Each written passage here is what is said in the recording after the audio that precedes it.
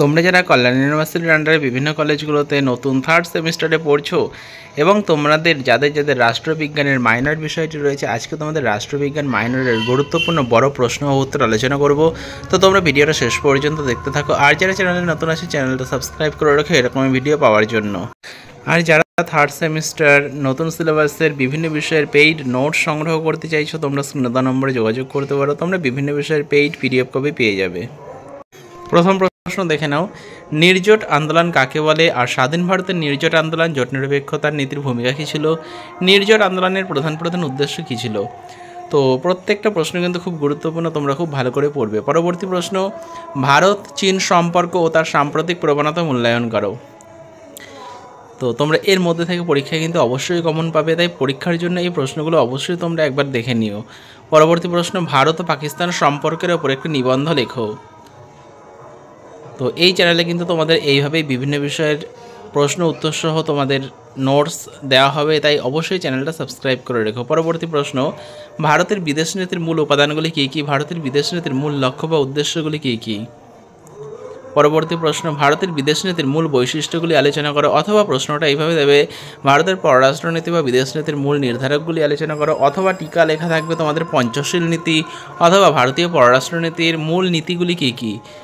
তো এই প্রশ্নটা বিভিন্নভাবে তোমাদের ঘুরিয়ে ফিরিয়ে আসতে পারে। পরবর্তী প্রশ্ন, ভারত ও পাকিস্তানের মধ্যে হওয়া তাশকান্দ চুক্তির বিষয়ে লেখো। পরেরটা, ভারতের পারমাণবিক নীতির প্রধান বৈশিষ্ট্যগুলি কী কী উল্লেখ করো। পরবর্তী প্রশ্ন, ভারত আফগানিস্তানের সম্পর্ক আলোচনা করো। পরবর্তী প্রশ্ন,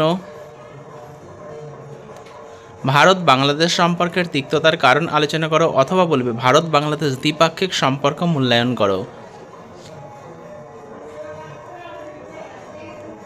পরবর্তী প্রশ্ন, টিকা লেখো অপারেশন ক্যাকটাস বা অপারেশন ক্যাকটাস কী?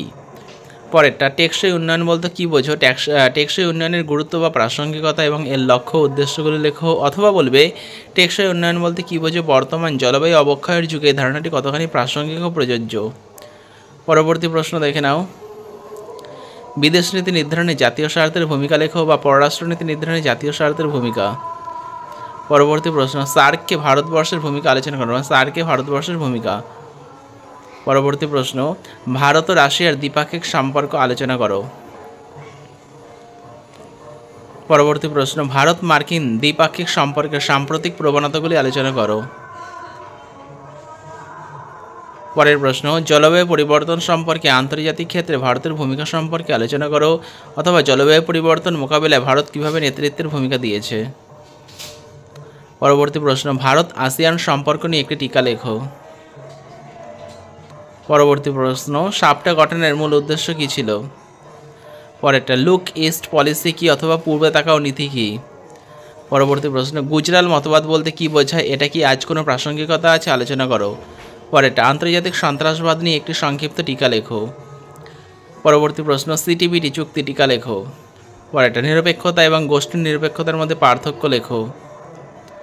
পরবর্তী প্রশ্ন, সার্ক কীভাবে গঠিত হয়েছিল? সার্কের উদ্দেশ্য কী ছিল? দক্ষিণ এশীয় রাজনীতিতে সার্কের ভূমিকার মূল্যায়ন করো।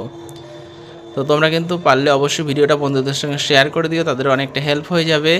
আর তোমরা কিন্তু অবশ্যই চ্যানেলটা সাবস্ক্রাইব করে রেখো, পরবর্তী সেমিস্টারগুলোতেও তোমরা এই চ্যানেল থেকে হেল্প পাবে। পরবর্তী প্রশ্ন দেখো, BBIN করিডোর সম্পর্কে সংক্ষিপ্ত টিকা লেখো। পরেরটা, ব্রিক্স গঠনের মূল লক্ষ্য বা উদ্দেশ্যগুলি কী ছিল? ভারতের ভূমিকার মূল্যায়ন করো। আর তোমরা যারা পেইড নোট সংগ্রহ করতে চাইছো, তোমরা কিন্তু স্ক্রিনে দেওয়া নম্বরে যোগাযোগ করো। তোমরা অবশ্যই কিন্তু সেই বিষয়ের পেইড নোটস পেয়ে যাবে প্রশ্ন উত্তর সহ।